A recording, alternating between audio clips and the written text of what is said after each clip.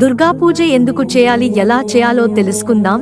రాహువుకు శరీరమంతా విషమైతే తోకలో మాత్రం అమృతం ఉంటుందట. మహిళలు మంగళ, శుక్రవారాల్లో దుర్గా పూజ చేస్తుంటారు. దుర్గాదేవిని మంగళ, శుక్రవారాల్లో భక్తి శ్రద్ధలతో పూజించి కోరిన కోరికలు నెరవేరాలని సంకల్పించుకుంటారు. యువతులైతే వివాహ ప్రాప్తి కోసం, వివాహితులైతే దీర్ఘసుమంగళి ప్రాప్తం కోసం అమ్మవారిని పూజించడం విశ్వాసం. ముఖ్యంగా వారంలోని ఈ 2 రోజుల్లో దుర్గా పూజ చేయడం ద్వారా మహిళలు కోరిన కోరికలు నెరవేరుతాయని నమ్మకం. ఇందులో మంగళవారం రాహుకాల పూజకు ప్రత్యేక విశిష్టత ఉంది.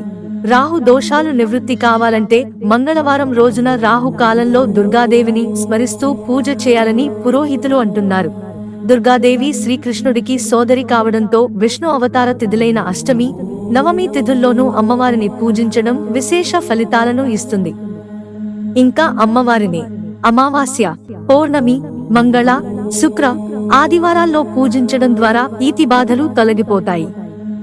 రాహు దోషం తొలగిపోవాలంటే రాహు గ్రహానికి దుర్గాదేవికి ఓ సంబంధం ఉంది.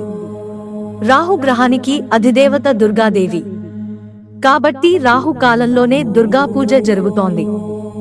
ఆదివారం రాహు కాల పూజ విశిష్టమైనది. రాహువుకు శరీరమంతా విషంతో నిండి ఉంటుంది, కాని తోకలో మాత్రం అమృతం ఉంటుంది. అందుచేత ఆదివారం సూర్యుడు అస్తమించే సంధ్యాకాలానికి ముందు వచ్చే రాహుకాలంలో ఆయన తోక అమృతంగా మారి ఉంటుంది.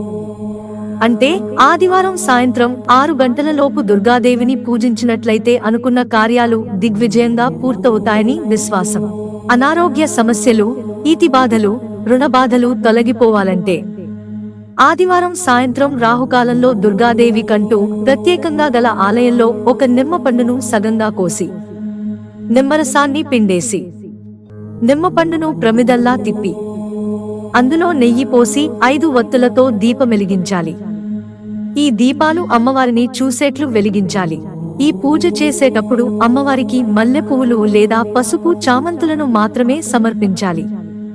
అర్చన చేయాలనుకుంటే అమ్మవారి పేరు మీదే పూజ చేయాలి.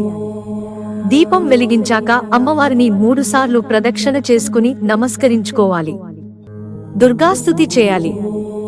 దుర్గా పూజ తర్వాత నవగ్రహ ప్రదక్షిణలు కూడదు.